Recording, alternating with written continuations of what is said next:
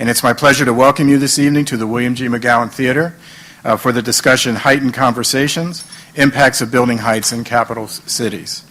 And I'd also like to welcome those of you who are watching this program live on our National Archives Ustream channel. To find out more about the public programs and exhibits here at the National Archives, please refer to our monthly calendar of events. Copies are in the lobby, along with a sign-up sheet to be included on our mailing list for the calendar. And you can also visit us on the web at www.archives.gov. We're pleased to welcome back our partners on tonight's program, the National Capital Planning Commission. And now it's my honor to turn the program over to NCPC Chairman Preston Bryant.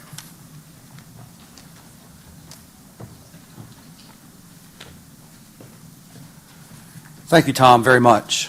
This is an extraordinary turnout, and we are pleased that you are here. My name is Preston Bryant, and I have the honor of serving as chairman of the National Capital Planning Commission. And so on behalf of the terrific team we have at NCPC, and alongside our host, the National Archives, I want to welcome you to tonight's event. Tonight's Heightened Conversations focuses our attention on the impacts of building heights in national capitals and other cities around the world.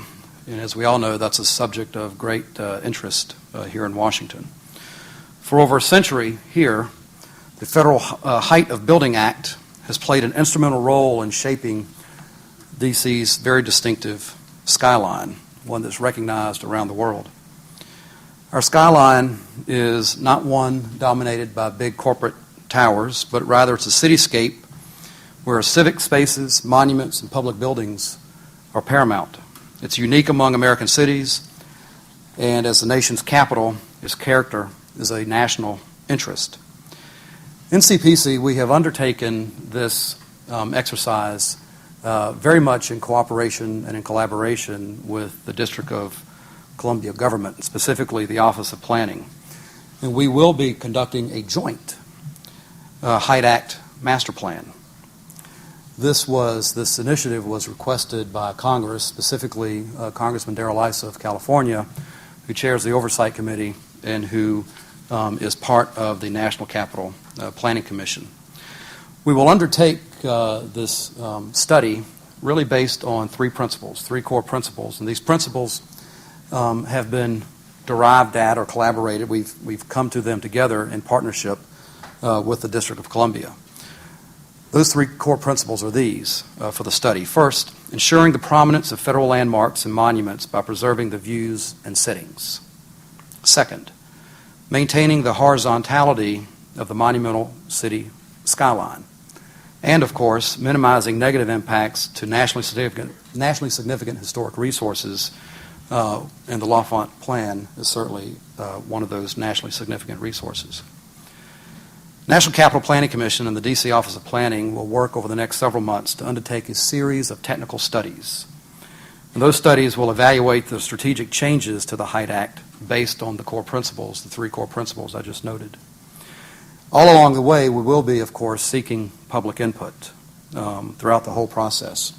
We know that people have passionate views about the Height Act, and we look forward to hearing from everyone every step of the way. And our goal is to provide our feedback at the end of this study and this review back to Congress this fall. We approach this study being very mindful that the choices we make will have long-lasting impacts. The Height Act, in concert with the L'Enfant and Macmillan plans and other major projects, has created a distinctive skyline and city fabric that we know so well. At the same time, this is an opportunity to fully explore how the next century's height and design standards shape Washington's growth and image, both as a capital and as a modern city. This Thursday, the day after tomorrow, March 7th, the National Capital Planning Commission, which is comprised of presidential, House, Senate, and District of Columbia appointees, it's a 12-member commission, we will be briefed on the steps and timeline for the work ahead. And I hope that you will follow the work that we do. We also have set up a special web page so that you can better follow the work we do. And that web page, quite simply, is ncpc.gov/height study. ncpc.gov height study. We don't presume, obviously, to know all the answers for this. This is a century-old federal statute, and we are really just breaking into it in the most significant way for the first time to study to see what, if anything, should be done.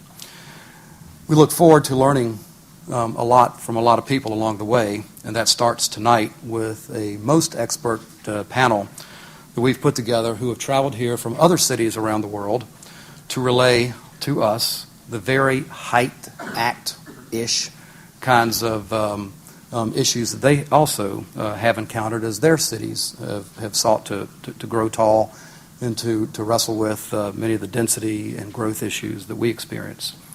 In these other cities,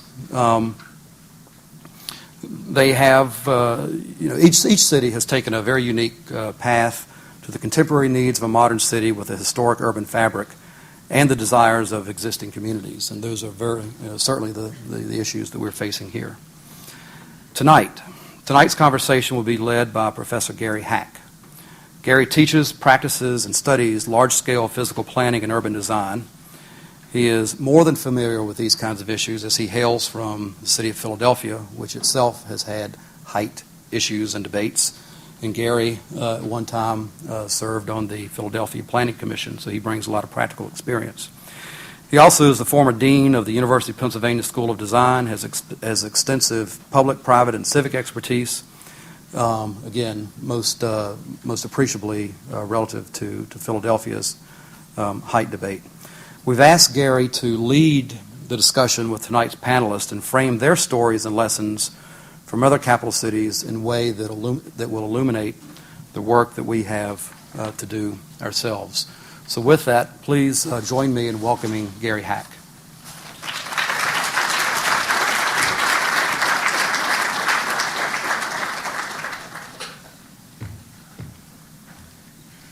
Well, thank you, Preston, and welcome to everyone here. It's an honor for me to moderate this first discussion of height limits here in Washington. It'll be the first of many discussions, I'm sure. But the purpose of tonight's session is to benefit from some European experiences. Many European cities have had debates about these issues for a much longer period and come to their own accommodations about this issue. Washington remains the only large American city that has height limits that are consistent across the entire city. It's interesting to note that a century ago when Washington's height limits were created, in fact, most American cities had height limits. Baltimore had a limit of 175 feet throughout the city. Chicago had a limit of 200 feet. Surely doesn't today, obviously. Boston limited buildings to 125 feet, San Francisco to 102 feet, and so on. Most American cities had height limits, and they were motivated by a mixture of things. The desire to preserve the scale of the city as it was growing quickly, to protect buildings from loss during fires with limited firefighting equipment that was available, to protect local landmarks from being overshadowed by the buildings around them, and other quite local issues. In 1912, most European cities also had height limits. And they did it somewhat differently in many of those cities. In Paris, the heights were limited to 1 or 1.5 times the width of the street. Actually, not so different from what was the original formulation here in Washington. In London, and that meant typically no more than about 66 feet in Paris. In London, the heights were higher, typically 80 feet, or the width of the street, whichever was narrower on it. In Berlin, they were limited to 72 feet, or the street width. And so, in those European cities, many of them have preserved some aspects of those height limits, and they've also looked to make other kinds of changes. One of the strategies in many European cities has been to find zones in which tall buildings will be allowed, like La Défense in Paris, or like Canary Wharf in London, where they would be encouraged on it. And you actually have a bit of that here if you go across the river outside of the district as well. In the U.S., most cities have actually either abandoned height limits or have only preserved them selectively. Philadelphia, where I've spent a lot of time, had a very interesting situation. In Philadelphia, they had a height limit, but it was only a gentleman's agreement. It was never codified into law. It lasted until 1986, when a developer proposed to build a building that was taller than the cap on William Penn on the top of City Hall, which had been the ruling figure in Philadelphia. Of course, the height was considerable of the cap. It was 548 feet, and so that still left quite a lot of room for things to get built below that cap. But ultimately, it was abandoned and replaced by some view corridors that were preserved so that the view of the statue on top of City Hall wouldn't be compromised in important directions in the city. There are many American cities that have various kinds of height limits around their capitals. Madison, Wisconsin limits all heights within 1 mile of its capital. It's the second tallest Capitol building, they claim, in the United States on it. In Austin, Texas, a place that we don't identify with stiff regulations. In fact, they have 20 view corridors to the state Capitol building where heights are limited and in order to preserve the views towards that Capitol. In St. Louis, the area around the Jefferson Arch are limited so as to not overshadow or ruin the view of the arch against the sky, and so on. So there are many, what I would say, more surgical ways by which height limits have been adopted in American cities. So tonight what we'll hear about is how European cities have dealt with their issue of building heights. And let me introduce tonight's speakers just briefly, because the longer biographies are in the materials that you got at the door, and I'd commend you to read them. They all come with considerable experience in these kinds of issues in Europe. And I'll introduce them in the order that they're speaking and then not have to introduce them just before they come on stage. So our first speaker will be Robert Tavenner, who's an emeritus professor of architecture and urban design at the London School of Economics and Political Science, and founder of the Tavenner Consultancy in London, England. Robert has had a lot of experience dealing with buildings, controversial buildings that in terms of their building height in London, and he will speak largely about the London experience and how it's been dealt with and what lessons they've learned in the course of going through those projects. Our second speaker is Jürgen Barentalg.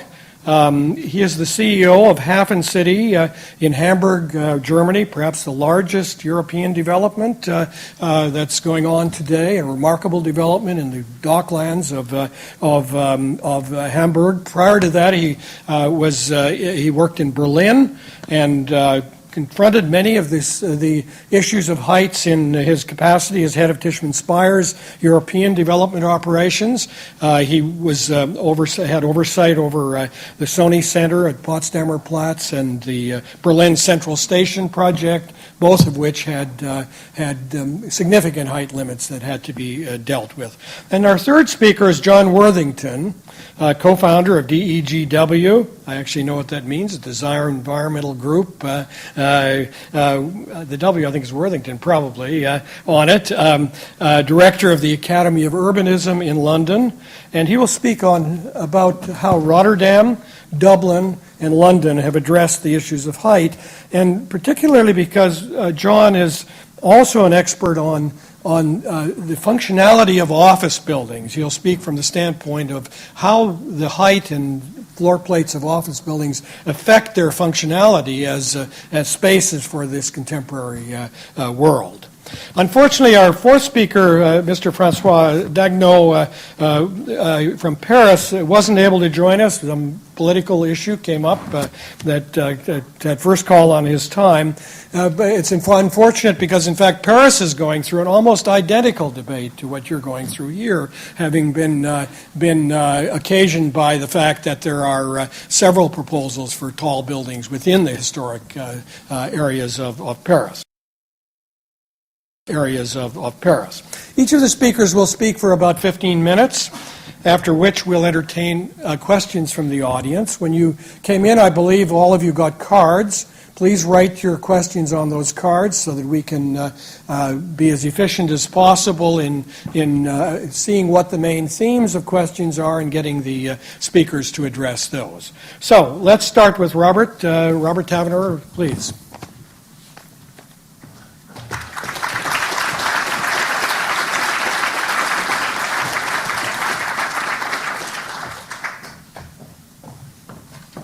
Good evening. It's a great pleasure to be here and to have been invited to contribute to this important debate.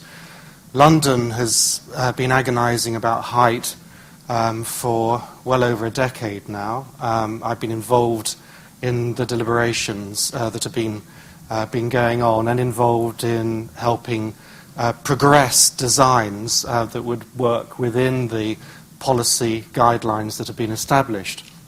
London is a city of 8 million people. It's a city that is expanding in population. In the last decade, its population has increased by 12.5%.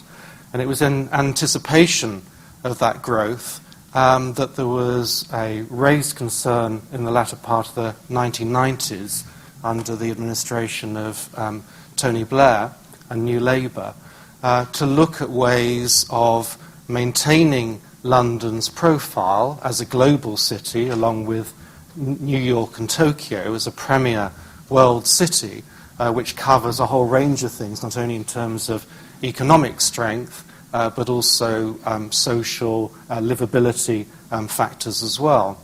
And how to balance the history of a city like London with the needs of the 21st century, the need for different typologies of building, and of attracting global corporations to use London as its preferred point of destination for the European headquarters. So I'm going to go through a series of images. This is the view of the City of London as projected in the next few years. Many of the buildings which you can see in this image, in this area here, are now under construction, but they're not built yet. This is a photo montage showing what is proposed. And the big issue, I'm going to focus, obviously, it's a big city and there's a lot one could talk about, but within a brief time, I'm going to talk about the impact on St. Paul's Cathedral, which is a national monument. It's a monument of some significance. It's a tourist attraction, and tourism is important for London. It has the largest intake of foreign visitors in the world, 15 million tourists a year. And so the balance between commerce, living, tourism, and increasing population is really what the height issues have been about. Things needed to change if a compact city was going to be established, which didn't just keep sprawling outwards. St. Paul's Cathedral is located on Ludgate Hill within the City of London, and the City of London boundary ends on the western side about here, but it's essentially a square mile of development, and that's the engine room, really, both of London and the nation, in terms of the amount of wealth that's being generated through service industries. To the west is the City of Westminster, which is the counterpart of the City of London. So London is composed historically of twin cities. Westminster has been opposed to tall buildings in recent times, except in very selected areas, and indeed has been going through a process of demolishing government buildings, which are tall, and reducing them to the size of urban blocks, whereas the City of London, on the other hand, has been increasing the scale of its buildings. An important document which was produced in 1999 by Lord Rogers, Richard Rogers, the eminent international architect, at the behest of Tony Blair, was this Towards an Urban Renaissance, which looked at examples, particularly in Europe, but I believe Boston was one of the cities that was looked at ways of increasing height, but whilst balancing that with quality of life. Barcelona in Spain, in the Catalan area, was seen as one of the key examples of balancing history and modernity together. What Towards an Urban Renaissance emphasizes is the idea of the compact city, not sprawling, having a clear urban edge, and a polycentric arrangement of centres. The main centre having a series of satellites around it, each focusing on its own foci, which can be usually be to do with urban spaces or monuments. And the idea is there's a section which runs through this particular satellite here, which is shown in this section on the bottom. The idea is that towards the centre, height increases, and that height can increase because there is the maximum amount of public transport. And public transport is key to the whole drive, that getting people away from their own private vehicles and providing a system where there are strong interchanges, transportation nodes. Out of Towards an Urban Renaissance, the London Plan was produced. This was with the creation of a London mayor in 2000, again a Labour, and Conservative initiative. It was a cross-party initiative. The London Plan, which was then developed over the last decade, and this is talking about the 2004 and then 2008 iterations of it, was driven by the idea of creating a sustainable city. Not sustainable just in an environmental sense, but in terms of a city that was being built for the future, that it would be a place that would establish long-term communities. So the plan was for a 15-20-year development, and to think always in those terms. The argument wasn't that one should always build tall. This is a comparison of the same plan area and actually achieving the same amount of urban density, but in a whole series of different ways. So the issue of large-scale buildings as set out in policy terms in the London Plan is identified here. I won't go through all the points, but what was driving it was the notion of high-quality design. If developers were going to be allowed to build big buildings, they had to be seen to be giving something back to the community through high-quality design, through improved public spaces, through an enlivened public realm, to create communities and to create microclimates with the additional buildings that would be tolerable and wouldn't overshadow and diminish the character of spaces. So within the central London area, which is defined by this yellow line, you can see the River Thames meandering through. This is the Tower of London, the Palace of Westminster. They're both World Heritage Sites, therefore highly sensitive. UNESCO has a lot to say about the visual impact on them. And then St Paul's Cathedral in relation to the City of London here and the City of Westminster here. This is the Borough of Southwark and then Lambeth below. There are 33 local planning authorities in London, the City of London being the only corporation, the rest all being London boroughs. So in relation to those 33 planning authorities, the GLA, the Greater London Authority, is the overarching authority to which their plans have to accord in relation to the London Plan. Now what's being shown here are, in orange, areas which are being developed as tall building clusters. So in relation to that Towards an Urban Renaissance idea is that of clustering tall buildings to create discrete entities separate from lower in height buildings. So within the City of London itself, the pointer's run out of energy, I'll keep going. The orange areas are those which are being developed already as tall building clusters. The one on the right is the Canary Wharf cluster. The yellow ones are those which are targeted as potential clustering areas in the future. Historically, as I said, there are two cities to London, and this big bend in the river where it says River Thames becomes a significant transition between these two areas. That on the right is the commercial city, guarded by the Tower of London. That on the left is largely the political city, and in between are the lawyers. This is a view from that transition point at Old Somerset House looking towards St Paul's Cathedral, as was depicted by Canaletto in the 1750s. What he's showing here, to the delight of the English gentry, is London as Venice of the North. So the idea of it as a mercantile centre based on sea-borne trade, which is wealthy, which is disciplined, and which worships God. This is the contrasting image from a very similar location in the 1860s, and it shows Victorian London, a dirty, gritty place, which is innovative, which is using steam trains, factories, gasworks, the new sewer running along the river's edge, which also has the tube line in it, military strength, in a sense shrouding out the St Paul's Cathedral. It's a different take on London, and it shows, I think, the changing character of the city over time.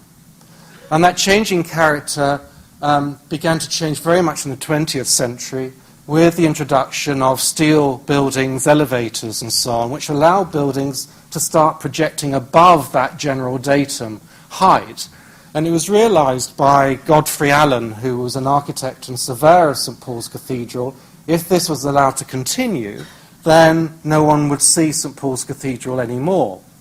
So what he did was, he went around and took a series of photographs, which are these black dots, numbered on the left-hand side, along the river's edge, and at strategic points to the north of St Paul's, there. And out of that, he came up with what's been called the St Paul's Heights. It's a gradient, a grid, which emanates from those viewing positions and runs to agreed datum points around St Paul's Cathedral, through which no buildings can project. So it's an absolute net defining absolute height.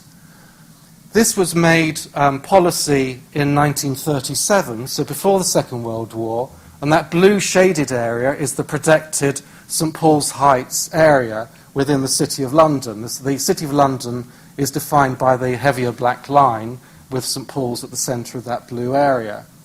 Now, buildings which currently project through those determined heights, if a developer wants to make changes to them, they have to produce a building which is lower than it. So they now have to, or since that period, have had to accord with the parameters that are established. Another way that didn't turn into policy of protecting the impact of tall buildings on the parks, the Royal Parks of London, which are defined by these blue areas, which are lakes. So Hyde Park on the left, Regent's Park top, and in the middle, St James and Green Park, was to have a series of contours of heights, which you can just see here, but 50, 75, 100, 125 metres in height, which no tall buildings could exceed. This wasn't accepted. It was thought to be too blanket an approach to height. And what was preferred instead was a much more picturesque, very English response, much more complex as a result, which actually comes from a number of factors, which I'll rattle through fairly quickly. One is Humphrey Repton's picturesque thinking on landscape. Humphrey Repton was designing landscapes in the great country houses of England at the time that L'Enfant was setting out Washington. And what he produced in his red book was this, which is a before image, and that which is an after image.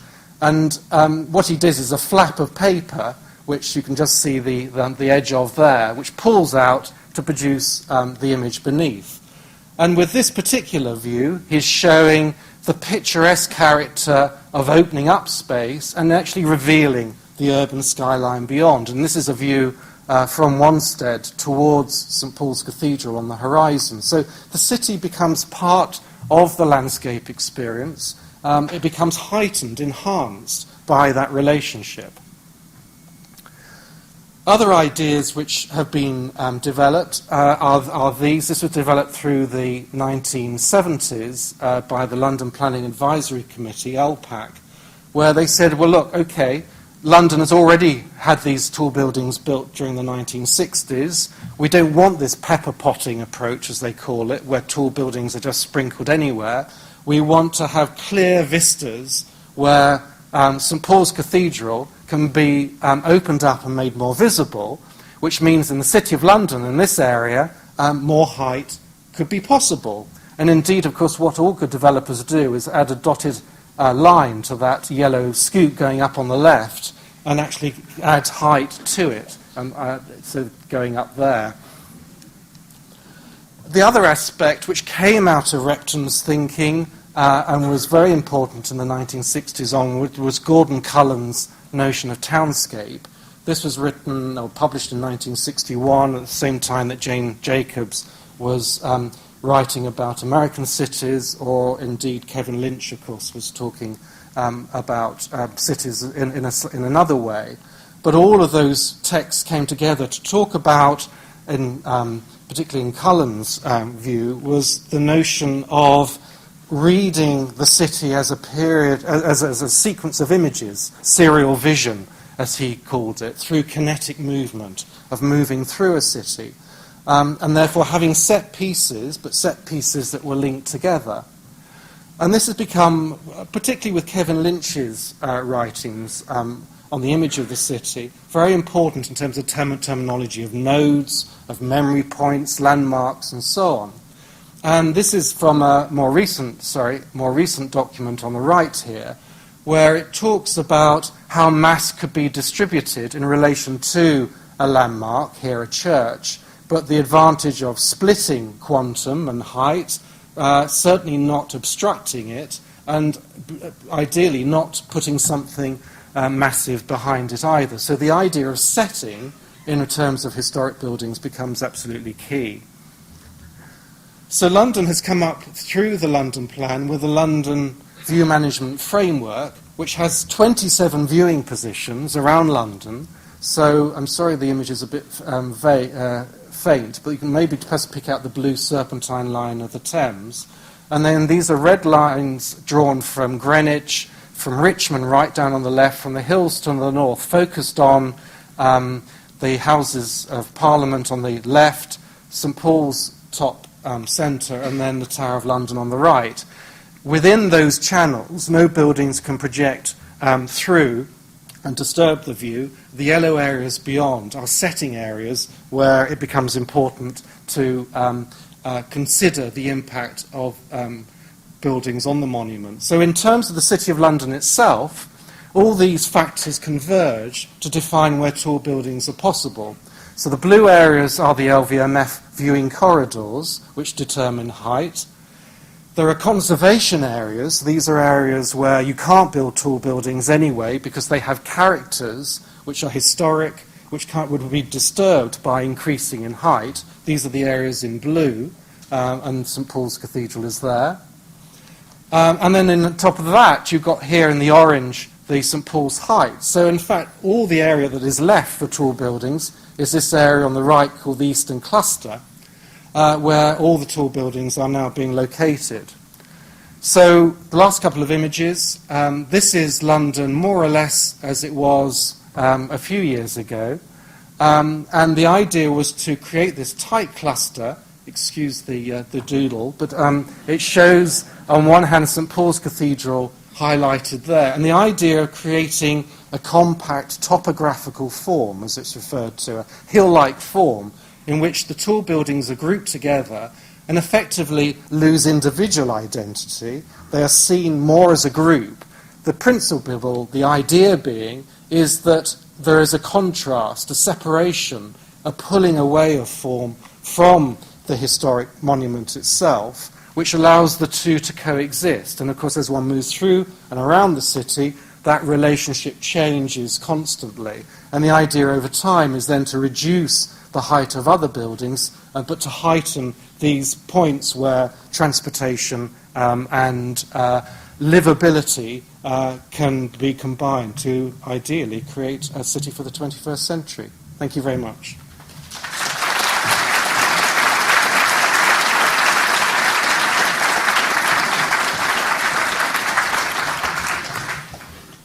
Thank you very much, ladies and gentlemen. I will be talking from the German perspective from Berlin and Hamburg, and so I will talk about two cities within the same time and have to rush a little bit through the different issues. The interesting point comparing Berlin as capital city and Hamburg as a merchant city will be quite obvious when we go through the slides. On the one hand side, Berlin has basically in the last 20 years had a history where it was a history of reconstruction of the old existing city according to modern technologies, but using the horizontal scheme of the city again. Hamburg, on the other hand, has been trying also, based on a horizontal view of the city, actually to modernize and to grow far more than than Berlin did. And so it might be quite interesting to compare those two cities. This is only for you to see the location roughly 300 kilometers apart. One is very much also characterized by a maritime location, also 110 kilometers away from the North Sea. Let's start with Berlin, the capital city, and I want to talk about the core area of the city only to indicate the size of the city with, in the city boundaries, roughly 3.2 million people live today. The economic drivers as London are, for example, to a certain degree tourism, but also creative industries, but also state employment, which is naturally the case, and that's a core area of which the horizontally the city is basically determined. Hamburg, on the other hand, is very much half of the size in terms of population, the second largest city in Germany, but to a certain degree more dynamic than Berlin. The per capita income of the city is almost double that of Berlin, and it is one of the richest cities in Europe at the present moment. And therefore it is interesting to look at the question how to deal with it. And what we are talking about actually is an extension of the core of the inner city and the issues in terms of height related to that question. And as Gariad already explained, the heights historically in the 19th century were very similar in Central Europe. In Berlin it was 72 feet. I'm very happy that I found the same figure. And Hamburg is 79 feet in terms of the height. Has been in the 19th century, and basically both cities are 7 to 8 stories high, a little bit lower than Washington at present, without any federal height regulation. So let's come first take a look towards Berlin. Berlin has been reconstructed after the city was united in 1989, and very specific developments have been taking place in the core area, which can be seen characterized with these three dots, and I will explain them a little bit more. What has been introduced into the city center again was a lot of federal buildings, for example, the Federal Chancellery, which hadn't been there, and there was a significant discussion about the location of the German parliament, which actually moved into the existing Reichstag building again, which was modernized and basically got also alleviated in terms of height. And you can see, for example, the major importance of the axis Unter den Linden, as I would today say, it has a certain importance in Berlin, like the mall also. It has a completely different character, but it is a central east-west axis, and you see a number of other major developments. On the south part, you see Potsdamer Platz, which was basically a new invention within the historical structure of the city. And on the right-hand side, you see the former Prussian building, the city castle, which was basically destroyed during GDR times, and which will probably be rebuilt now for cultural purposes. In order not to show a film, I will show these images a little bit better, indicating the height character of Berlin. And you see now, starting from Brandenburg Gate and looking east along Unter den Linden, that basically the reconstruction of Berlin has been done within the height limits of the existing city. In front there are all the major embassies, for example. Since this is not working anymore, at least for you, this is the American embassy just next to Brandenburg Gate.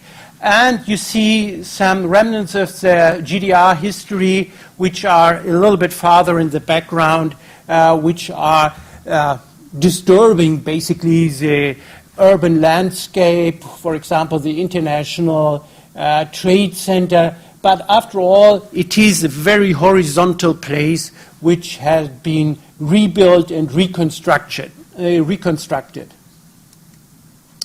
The Reichstag, which was very close to it, also had a very big impact because it expanded basically this east-west axis to the north, and relating to other locations, we can also see here, for example, the German and the French Dome with no other major public buildings in the area, that this character of the city has also been preserved, not based on federal buildings, but on major church buildings, which are 300, 400 years old.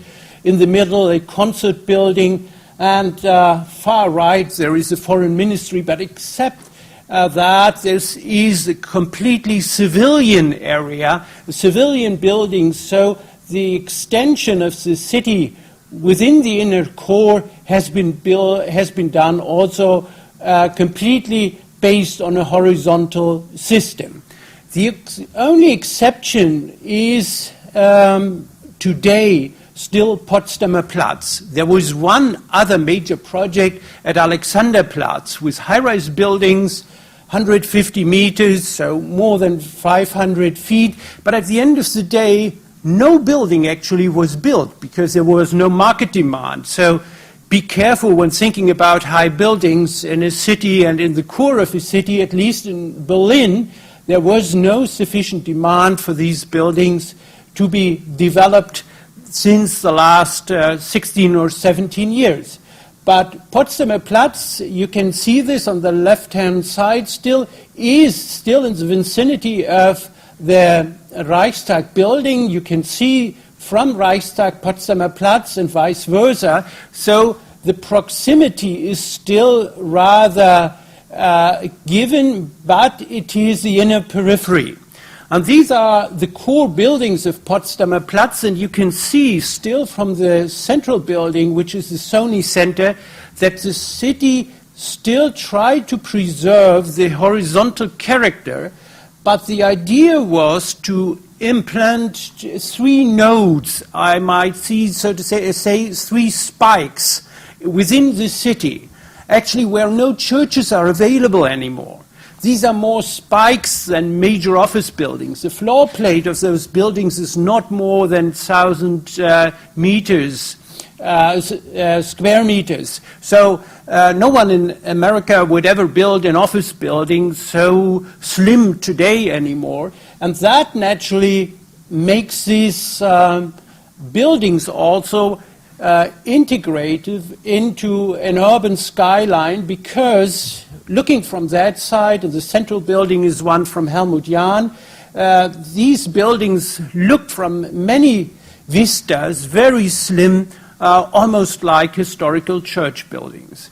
So when we are talking about heights, we also talk about the height in terms of the floor plate, the extension of the buildings, beyond the location of the buildings we are talking about. Let's now move to Hamburg, how the city dealt with height issues within the historical area of Hamburg. And you see the core of the inner city. This is City Hall. I might say Germany had even more capital cities than the United States at the state level, at least in the 19th and 18th century, before it was united, except Hamburg. With regard to that, Hamburg was all the time a Republican city, so it was a city for itself, so it has only a city hall and not a major castle or other aristocratic remnants. So when we are talking about the central importance of water locations, and that is something I would like to reflect on for a few minutes because it could be of importance with regard to Washington, it is the inner lakes in Hamburg which play a very important role and which have played a very important role, and the vistas are actually defined from the core lakes which have been artificially created centuries ago.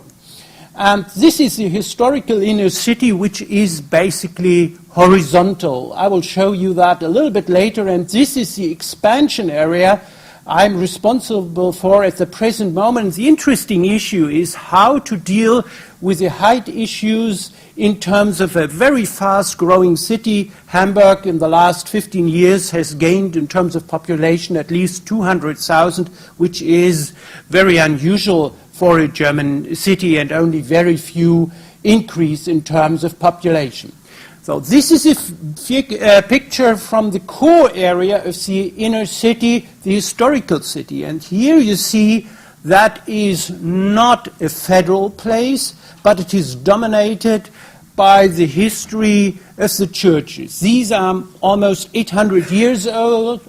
They have been partly destroyed. They have been rebuilt since then quite often, but it is a historical city, basically horizontally developed. And when you see the deviations in the urban landscape, it's basically the 60s and the 70s. And there, the consensus of building horizontally was basically overthrown to a certain degree by a brutal modernism. That consensus to build horizontally was recouped later times. And actually, when we are talking about those buildings as intermediate buildings, they will not get the planning permission again if they are ever have to be rebuilt or actually torn down. So the issue of dealing with the Hafen city within this context, immediately south of the city core, has been to identify, not clusters, but to identify certain nodes at which a certain height could be developed. So to identify strategic points at which the city should generate a very specific identity. And the question was, since churches are not built to that height anymore, what kind of buildings could that be? And what type of buildings and what type of locations? And you can see from this sketch, which was a sketch from the master planner, Christianse, who is today professor at ETH Zurich, that there is an external triangle, and the left and the right one are roughly 3 kilometers apart. And the north and the south one are roughly 800 meters apart, and then there is an inner triangle.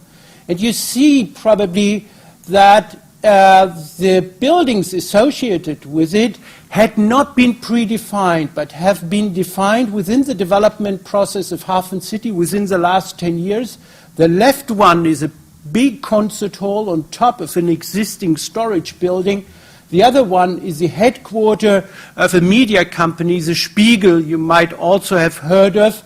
And the other one is university buildings and a science center. And on the far right-hand side, this will be buildings of 150 meters height, but out of this central side corridor of the Alster view towards the Elbe.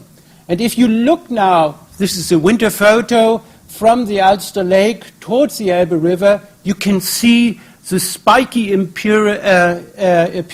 of the city core of Hamburg, which will be definitely preserved, so the growth will take place outside this corridor within the next years. This you have seen. Now we look, so to say, from the waterfront outside, from the Elbe River waterfront at the Height development. And the interesting issue is, in order to preserve also some of the views which you can see from the inner lake, it also is an important question how to develop the waterfront. And the interesting point is that although the waterfront, as the sketch shows, there will be horizontal development, there are certain spikes within this waterfront of 3 kilometers set in order to provide actually a modulation, so to say, an interesting tension in the space to indicate certain location, to indicate certain distances. These are not only office buildings, mostly are residential buildings, for example, and in the core they are 70 meters high, so 220, 230 feet, and most of the other ones which are lower are around 170 feet high. So the 6 or 7 story building height is actually the basis of the normal development, as you can see here. But on the right-hand side, you can see one of those residential towers, which is a spike. So our solution, when we are talking about a new development, is not necessarily clustering the higher buildings, but actually to define the city with an indication in terms of the historical character of the distribution of churches in new.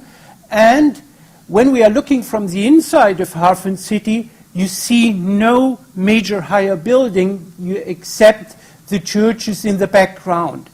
But actually within Hafen City, the interesting issue is naturally how we deal with the culture of buildings. In the background you see buildings which will actually be World Heritage Sites within a few years. They are now on the tentative list. And on the left side, these are new buildings. So these are intermediate heights we develop carefully, 12 or 13 stories high, which produce, so to say, local vistas, neighborhood vistas, local integration, not for the whole scale of the city, but actually for the local integration of the area. And if we look in east-west direction, for example, on the left-hand side, this is part of an office building which is 50,000 square meters. So to say, some of the blocks, the major blocks here in Washington are of that side. But to make them less clumsy, actually, these buildings have 3 towers. The first one you see 3 or 4 stories higher, which allows, for example, still the street light, but after all, actually does not give the impression that all the buildings have the same size. So you can accommodate big companies and still have a distinct and differentiated character of the buildings. The next one is residential buildings, and then 600 meters you have a horizontal space, and then you have this concert hall building. Now, from another perspective, it is done by Herzog de Meuron. So I will come to my conclusions. We appreciate, without having a federal law, not in Berlin, and definitely not in Hamburg, that we can grow a city in a horizontal way. That has major advantages. And I think these advantages are very much also urban design and architectural qualities. And I think that, for concluding from the experience of Hamburg and also from Berlin, but Hamburg experience in building new is probably more important, is that it is not sufficient to determine a uniform height benchmark for major parts of the city, but all along street views.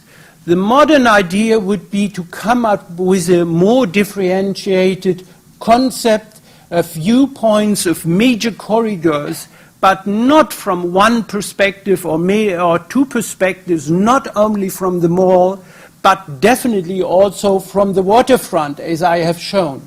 And the interesting question then is one of content. What should be done with these landmarks, and within these landmarks? What are these important buildings? When it is an office building, can it be a public building? Can it be, so to say, a public character? Then it could be a landmark building. When it is naturally a public building, like a concert hall, a viewing platform at 35 meters, then it has an importance when it has a certain height. But it is also important to create micro-landmark locations within the city core, as I explained, showing one or two examples at the neighborhood level, but not very big buildings, but more or less spiky buildings. And let the other minor points for the end of the day, for the forthcoming discussion. I hope it provides a little bit of inspiration for when building a city anew in the 21st century, how one can deal with heights. Thank you very much.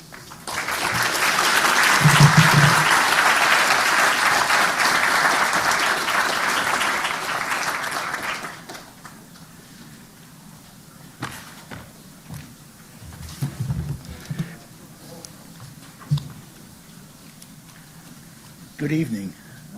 Delighted to be here, actually. I think my colleagues have said my role is the sweeper.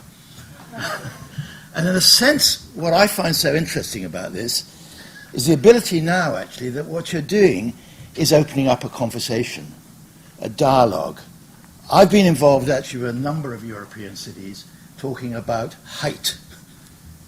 Not how high, necessarily, but actually things like density, i.e. how much can you put on the same amount of land, intensity, which is different. How do you then use that space and begin to think of it in terms of space and time? Because actually intensity is how many uses I can get in that site, and how can I spread it over different parts of time? Because this is incredibly important. And finally, identity. What is the place I want to create? So it's relative. Lovely collection there. New York through to Rotterdam. You see, New York, big floor plates, tall buildings, 1:18 plot ratio. Rotterdam, Lilliputian, tiny little floor plates, 100 meters high, 300 foot, is a significant high building for them, and a 1:3 plot ratio. So what is height? You know, that's the thing. So what are the main things? Well, why high-rise? The opportunities are strategic, really. Establish a city global presence, supporting economic success, intensification of land use, improving the public realm, because if you can build comprehensively in the way that Robert was talking about, in terms of clusters, you can start to actually build a place, comprehensive development, symbols to attract investors, and landmarks for navigation, markers. But there's also the other arguments against it. Why not high-rise? The risks. And that's about local impact. Inflexible floor spaces. Only one type of space, really. You can't get continuity of space on a horizontal, that what Jürgen was talking about, of being able to get contiguous space across the site. Inflexible mix of uses. Construction costs. Floor area utilization. Huge as you go up, more and more goes to the core, less and less to usable space. Most important, phasing.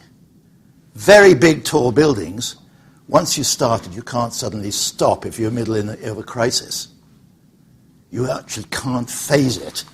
And the impact on city vitality in terms of the groundscape. 3 buildings, 3 cities. Rotterdam was fascinating. Wiped out in the last war in the center. They were absolutely gung-ho. wanted to build tall. They loved tall buildings. That was the raison d'etre, said who they were. Dublin, on the other hand, actually, it was a three-story city, 1 to 3 story largely, some going up to 5. So actually, a building of 8 stories was of considerable height. So what is high was the question. And where should we build a tall height? And if so, where was the big question. And London, of course, is we need to build high in order to retain global economic positioning. This was the financial argument. And a subplot there was actually the mayor saying, and actually, if I can build, it's quite nice because I can get a lot of return in terms of rateable value, and actually the money that people have to pay, we can do other things with. That was not said, but that was the sub-story there as well. So 3 very different reasons, 3 very different sorts of cities. And there's the thing we've been talking about. You can have high buildings as identifiers, markers. The individual high building. It has a landmark function, but it actually doesn't have any significant impact on density, really. But from a developer's point of view, the individual building is wonderful, because you can build 100% of your site and use the streets all around to service it, which you don't have to build, and it can get light from everybody else. So actually, this single independent building is very attractive to the developer, and actually not very attractive to the city in terms of if you really want to raise density. If you want to raise density, move towards that, the cluster. Okay, so what are the things we're talking about? Well, Robert's mentioned a bit, but typology, you see, same amount of space, we can either go tall and leave space around it on our site, or we can cover the whole site and build a deep, low ground scraper building. So I now will talk about ground scrapers and skyscrapers. These are the 2 combinations we've got, really, to talk about. And we're using it, in fact, to create place, urban grain, block and plot layouts, street widths, plan and scale. And there, of course, is the European street. 15 meters wide street is sort of 3 to 7 stories, 8 stories, or the European street slightly higher, the 22-meter street going up to 8 to 10 stories. That's the kind of typical European city. And get considerable density, by the way. So you can do wonderful things in that envelope. And I think what we're talking about is what can you do in that envelope. Now, Dublin was interesting. What we did there was actually, first and foremost, understand our character areas. We tried to define it in terms of not just character areas of what it looked like visually, but where were places in terms of what was the opportunities in terms of developing. There was very precious areas in the city, somewhere like central Dublin with Trinity College Dublin, a most marvellous university, absolutely pure within its context, right in the centre. That was somewhere very precious you really didn't want to mess with. But there was also the Docklands and the railway sidings, which are places which were actually declining in terms of usage, changing, and large areas you develop and change. So these were sort of potentially the types of areas you had. And then, of course, you got this. You could begin to say, well, what could you do with the more precious areas? I use a simple definition, actually, of when you're there, the thing to test them with is, could you make a historical film? You know, what could you see as you look around? So if I was inside Trinity College Dublin, what would I see? Well, actually, it was quite interesting because, you know, this is very important. There is the famous Golden Mile, which is the Georgian Mile, one of the most famous streets in Dublin. And there, suddenly, what would happen if you did put something down in the Docklands in the wrong place? You had to be incredibly careful where you put something on a character area we knew we could develop in, because we had certain key other character areas which we really wanted to save. Now, just on Dublin, actually, the key thing here was the redefinition of that problem was a higher building strategy, and it was how did we manage intensification and change. And the outcome there was the city manager said to me, he said, right, John, you've done that job, fantastic. And I realized you didn't tell us where we should put our high buildings, but what you told us is we need to manage change. I'm going to put you together with a little committee, they're called 3 wise men. I brought in Sir Richard McCormack from London and David Mackay from Barcelona. And the 3 of us, which I chaired, then actually helped to bring together the city architect and the city planner, who were fighting each other. So first thing was to get things sorted out within the organization. Then when we'd done that, we moved outwards and talked with the professionals, and finally, 10 years later, still chairing that committee, we actually brought in the whole wider population, talking about Dublin as an urban area. Rotterdam, fascinating, wanted to build tall buildings. And the big thing there was actually to show them that just by building tall buildings, the original question to me was they wanted to build a 250-meter high building. And I said, hang on. Well, if you built that, that's 1.5 years of your total take-up. Do you really want to risk yourself like that if something goes wrong, you can't do nothing else? And it sucks all the vitality out of the street. So here, these are the kind of things. There was the city's interest, the investor's interest, and the user's interest. And what was nice when we did come up with what to do was actually we created again a commission, which I chaired, and in that case, every time somebody wanted to develop a high-rise building, they came to the commission, and we said, what we've learned so far in looking at, there's some certain problems. We want to take one problem at a time, and each developer was asked to take one thing. They started largely to be around problems on the ground floor. Because the trouble is with high-rise buildings, they soak up the time. So that was a key thing, to actually then, in each time, you'd solve a problem and move forward. And here was their goal. Establish a framework for creative design and mixed-use development through use of both ground scrapers and skyscrapers in order to intensify the vitality of places and reinforce the identity and character of quarters within the city with a minimum use of regulatory control. That was very important. The idea of trying to get the minimum regulatory and the maximum through dialogue, the thing of working together, which was really what the Commission was doing. And here's the sort of thing they came up with in terms of, in the end, intensification and innovation. We said you don't have to build tall to really build very special and identify.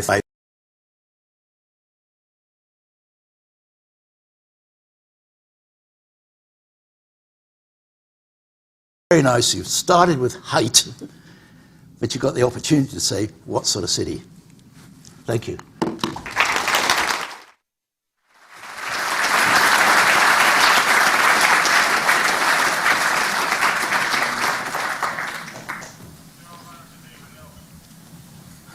Before we start our panel, which will be moderated by Gary Hack, in my opening remarks I made reference to Congressman Issa from California, who chairs the House Committee on Oversight and Government Reform, which is the House committee that has principal jurisdiction, if you will, over the District of Columbia. Congressman Issa has just joined us. And as I invite him up here to say a few words, I just want to say that Congressman Issa has shown great interest, which hasn't always been the case, but has shown great interest in the partnership between the federal government and the district government. He has had a terrific dialogue with Mayor Gray. He works in partnership and closely collaborates with D.C.'s representative in Congress, and he was most keen that we undertake this study on the Height Act, the century-old Height Act, to see how we might adapt Washington to an increasingly modern city. And we hope to, at the end of the study, report back to Congressman Issa as I said earlier, in the fall. So with that, a few words from Congressman Issa we would greatly appreciate before we start our panel discussion.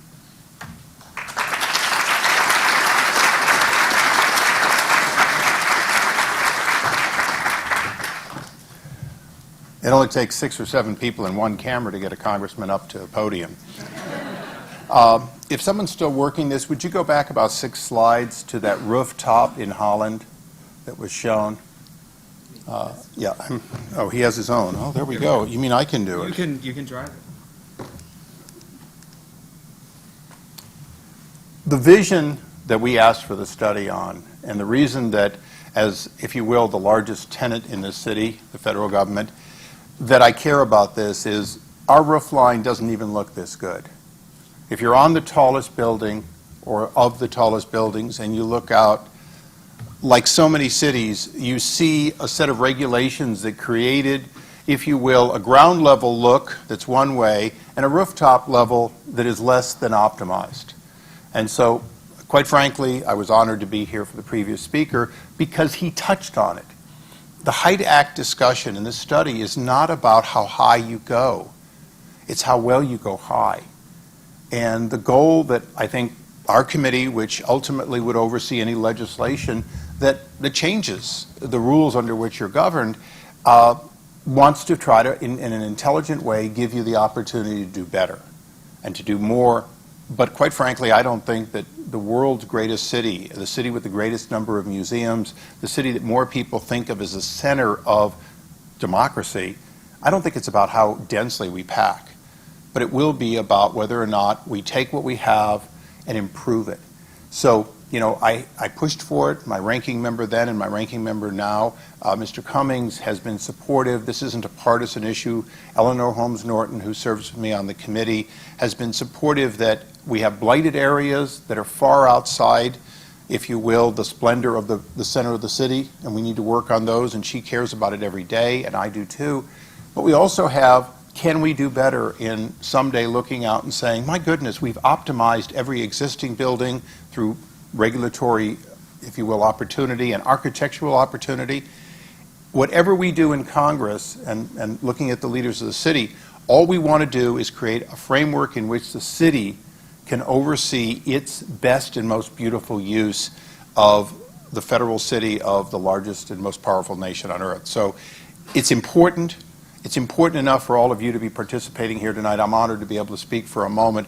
But we look at this study and our committee as a partnership where we want to modernize an act, free the city to do better. We believe that the kind of thing I heard just a few minutes ago, where we're not talking about how high, but we're discussing height for what do we do with that top floor that often is the ugliest part of the building. Do we have some sections in which we do make some variances in historic heights? And what do we do, candidly, with a lot of legacy that we have? Smaller buildings, some of them that have to be maintained, other buildings that may have to be encapsulated into greater structures. I don't expect to be here for a long time, but I know this city will be here for centuries to come. So thank you for giving me an opportunity to talk about why this is so important, and I look forward to the panel. Thank you.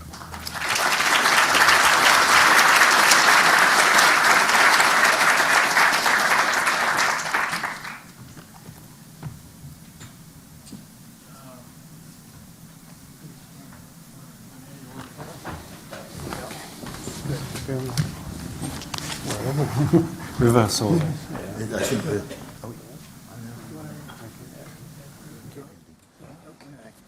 Well, thank you to all of the speakers for inspiring us with some ideas, some ways of framing the discussion. Those of you who are in the audience, we'd value any questions you have on cards, and they'll get collected. Everyone has a card, I hope? No? Does anyone have a card?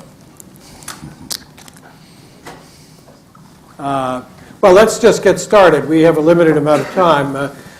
Maybe I'll start by just asking one question to each of the participants here while you're collecting these cards. It strikes me that there are actually two different kinds of ways by which heights are being dealt with in European cities. One is that I think in the German case, where there is actually quite a lot of predetermining of where they want height and how much height and where they want buildings that are going to be landmark buildings, et cetera. I'm told that in fact they have a city plan for Berlin in which the city architect specifies basically the external envelope of all the buildings as you go forward.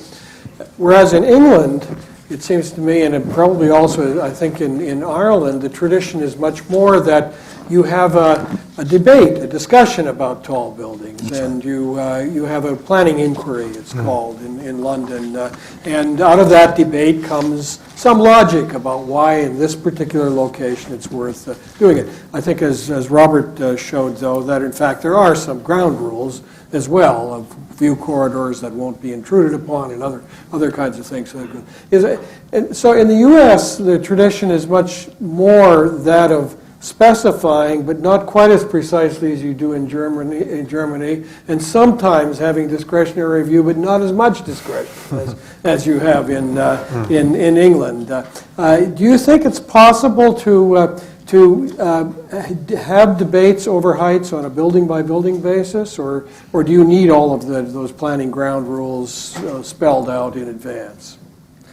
Well, in terms of London, the guidelines, as we use them rather than as rules, set parameters, but what one doesn't want to arrive at is a uniform height of tall buildings, ultimately.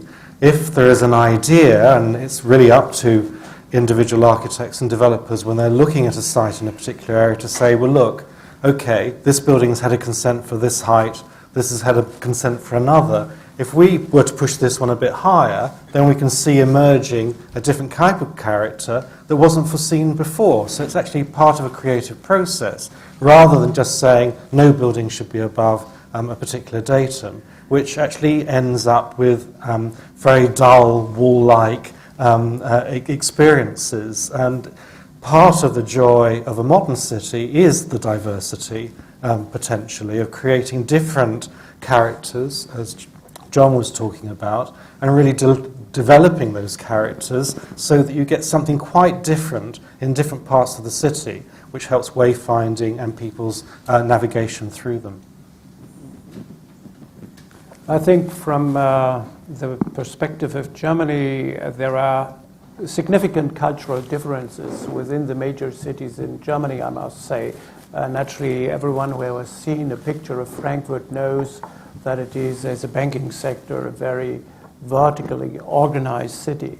So when one is talking about at which level to define the cultural characteristics of a city in terms of the height landscape which is to be developed, there are completely different histories within the cities. And Hamburg, for example, but also Berlin, have very strong urban planning professionals which are elected for significant times, which are not based on basically the approval of the government. So they represent a continuity in terms of actually establishing a view from what is, so to say, the core urban design in the city. It naturally is also part of a discussion, but it is that kind of continuity represented by a professional, which is actually seen in this picture. In the case of Hafen City, it is very specific. It has been predetermined via a master plan for a period of 20 or 25 years. And I would agree with you that that today is actually a period for which one can basically define a basic structure in terms of height for a city and basically develop, so to say, a future vision of the city, but not beyond that. But I would also not go below that, because that becomes a very incremental process then, and then it is only a market-driven process. Do we have questions on cards, or should we just open it up? Okay, good. Well, we'll keep conversing then. I would say, the first thing actually is it's very important to create the goal, communally understood by that city. What sort of city do I want? That's absolutely critical. and then actually the language. One of the key things is to actually try and get a common language. We're all talking the same way, because a lot of the discussion about these things is people actually using totally different terms, what they mean by density, what they mean by these things. So we're using, different people are using different languages, become very emotive. So those two things are critical. And then actually I think the power of then having something you can respond against is a good way of moving forward. I was just going to add, I was thinking as I watched the presentations that in Paris at the moment, the debate that's going on is over whether to create several iconic buildings that sit within the fabric of the existing city. And one of the arguments that's being made for that is that Paris has so much consistent fabric in the city. I mean, so many streets that are consistent that it can afford to have a few exceptions. Few things, and it makes a richer city for having those exceptions rather than all streets, all sections of the existing city be conforming to the same set of rules. Would you agree with that? Well, yeah, I mean, there's two sorts of exceptions in Paris at the moment. One would be the Montparnasse Tower, which was a total failure and does nothing when it comes to the ground, and the other would be Centre Pompidou, which actually, if you look at a photograph, and I think I had a rather bad one up there, if it actually is a big building, not very tall, but a very big building in terms of mass, but it absolutely fits beautifully at the groundscape. Yeah. That's right. Good. Okay, good. If you lift the height limit, how do you preserve property values with more allowable development rights being put on the market? Right. What's the impact? Does it in London? What's the impact been of all of the tall buildings? Has it in fact eroded the property values of existing buildings, or not? Well, London has been going through, as I said in my introduction, it's been expanding as a city. There's a shortage of residential there already, and actually, therefore, property prices are continuing to increase even through the recessionary period. Prices are continuing to increase. The problem that we've experienced in London is that a lot of new residential developments have been built in very desirable locations, which has made it very difficult to get the mix in terms of locals who want to live there as opposed to those who are investing in the city. And so the blight, if you like, that's been created in London is, in a sense, through inward investment. A lot of property is being sold in Malaysia, the Far East, and so on, by people who then don't live there. So we're building whole areas of city which aren't being properly inhabited. So it's not the land value. I mean, land values, it's a small city, and by going for a compact approach, land values are increasing.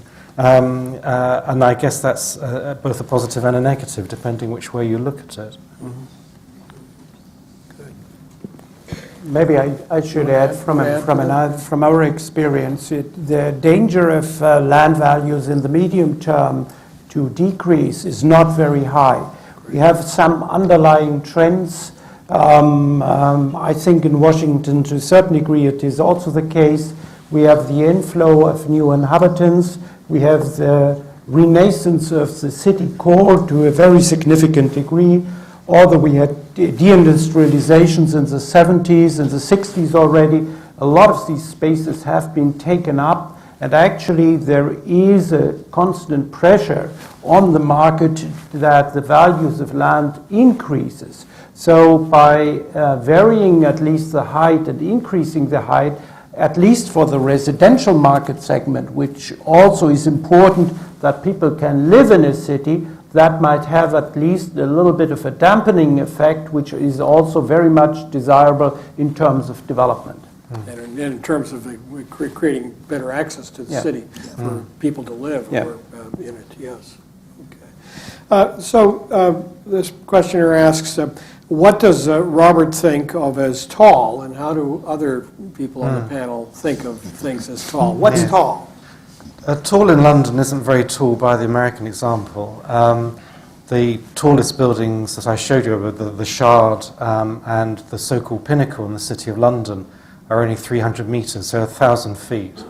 Now that's considered to be very tall in Britain and indeed in Europe at the moment. It's regulated by the Civil Aviation Authority, so it's to do with the height restrictions for aircraft flying over London to the airports around there. So it's restricted in that sense and only by that sense. The footprints of these buildings vary a lot. So in the historic part of London, the City of London, they're very small footprints. When you go out to Canary Wharf, the old Docklands area, they're American-style footprints. But because they haven't got the height, they look a bit squat as forms. And that's an important issue. So there's that balance. If, in terms of height, what you want is a well-proportioned tall building, one that is slender, ideally, one that has a clear top and actually meets the ground. It doesn't hit a podium, but has a clear relationship with the ground. So it's not just height per se, it's actually how that height is read as something that is an elegant form and how it contributes then not only to the skyline, skyscape experience, but to the townscape street experience for pedestrians as they move through the city. John, what's tall? Yeah, we defined it as actually low-rise up to about 5 stories, mid-rise, the one I talked about there, which is sort of 12, 14 maybe. Then you've got high-rise. When we got super high-rise in our terms starts at about 150 metres. And Robert's absolutely right, you see. The problem is actually that the footprints were getting American style, much deeper plates, and became very chunky when we were just doing high-rise, and especially at the lower end. Jürgen, in Germany? I think high-rise is a very relative term, as I have been trying to show. If you build a higher building, which is an important icon for the neighborhood, 12 stories, maybe a high-rise buildings. If you look at the city scale, it is definitely something which is closer to 150 meters. And in most European cities at least, but it could also be the case in Washington, high-rise is also an economic term. I think the building cost, and when we're talking about sustainability issues, very high buildings, super high rises, become prohibitive in terms of sustainability issues, which has also some relationship with economics, naturally, and also in terms of income generating possibilities.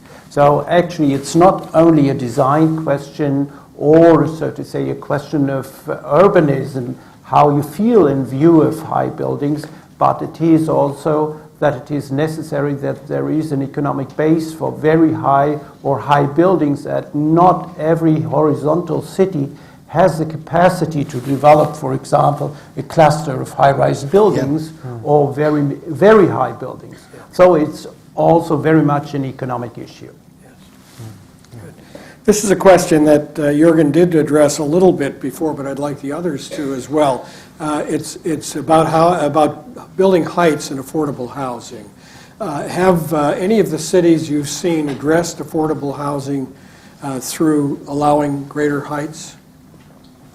In London, there is a policy that all developments, wherever they're located, should have a provision of affordable within them. Now, that target, in realistic terms, around 25% of any residential development should have affordable units within it.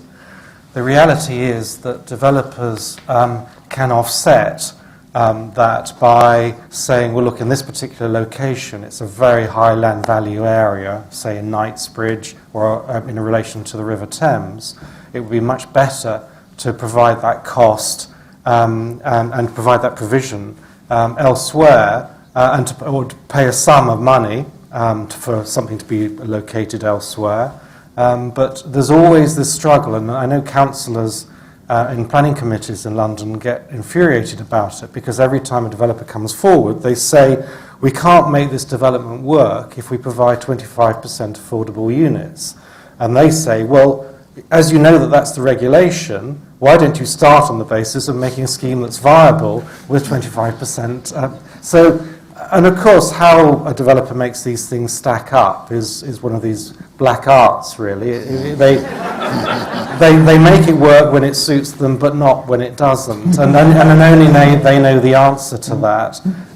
So there isn't a simple answer. I mean, yes, in principle, one should be able to do it. That's what the London plan was directed towards, was creating a balanced city where rich and poor could effectively live together. But the fact is that the rich don't want to live with the poor. They don't want to share the same elevators. They want to have separation. So there is this constant debate where you can make it work, where you can't make it work. But I wouldn't say that the situation in London has succeeded. And in the German cases, has it actually lowered the cost of housing by allowing more units to be put on the market?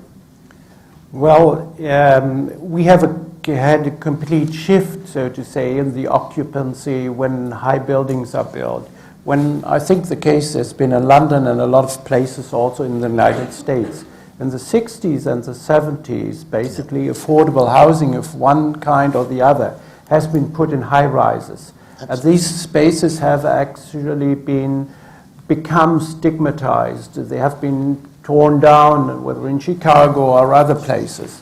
So that has also been happening in Germany, actually due to the fact that people are moving in and into the core of the city again, voluntarily, and that they are, so to say, often called the creative class people. The high-rise buildings built in the inner city are today the concentrations of the wealthy within the cities. So when we are discussing how to develop an appropriate mixture of people in a location, then we cannot produce a high-rise, for example, next to a high-rise and next to a high-rise, because then we generate what we create what is called in academic terms new build gentrification within the city center, a very homogeneous social structure. So what we are doing is, for example, in Hafen City, integrate those tower buildings in buildings which are 5 to 6 stories high, so that you can have entrances of completely different types of uses within the same building block. And that creates, so to say, a physical basis for a mixture of different uses.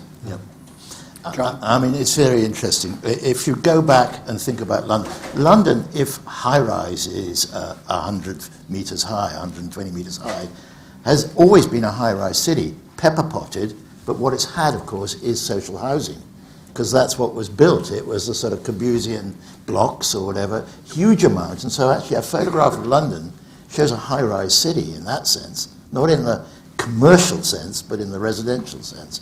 And that was found to be wanting, although that's still a legacy we have, and we're rejigging quite a lot of that.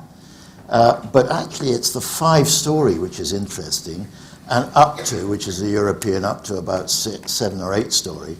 The sense that from the top floor, you have some connection with the ground. And I think we haven't talked much about that, but that is also defines height. What can you do? What's the kind of livability of these different layers of heights I'm talking about? Are quite interesting to understand. Well, thank you. Well, please join me in thanking all of the panelists tonight.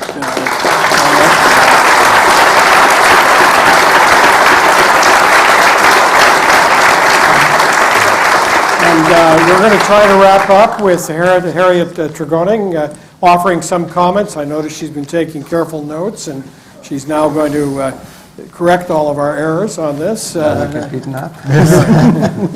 No, you won't. I'm not going to do anything of the kind. I want to thank you very much for doing such a great job moderating. Gary, you've been fantastic. Really appreciate that. And let me just thank each of our speakers who I think have done a wonderful job. Jürgen Burns, Barentelg, Robert Tavenner, John Worthington. Let's all give them a hand. They've done a wonderful job.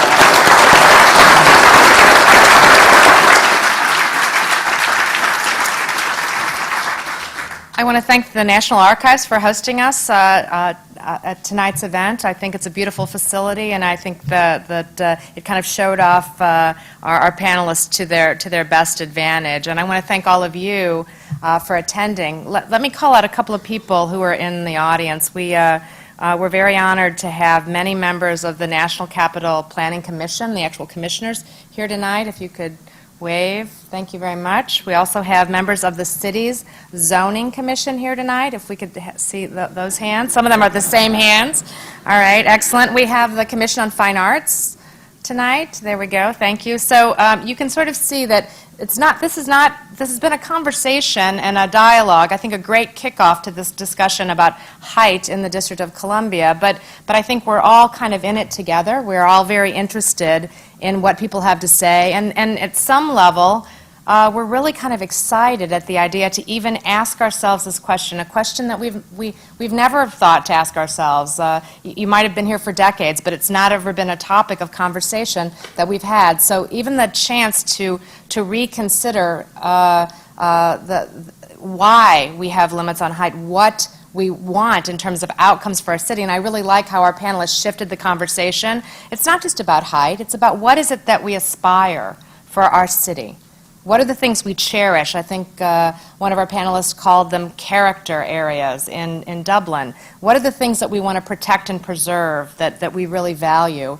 And what are the ways in which we think our city is going to grow in the future, and how do we accommodate that? So I think our panelists really gave us kind of a 360-degree view of the kinds of issues we should be looking at, and for that I'm very grateful. I also appreciate the fact that, as you can see, we are doing this together, the local city and the federal city, and I think that's as it should be. As Chairman Bryant noted, OP and NCPC are working together on not like a single study, but kind of a series of examinations that will give us the opportunity for the first time in over 100 years to take a very strategic look at how height impacts us across the city.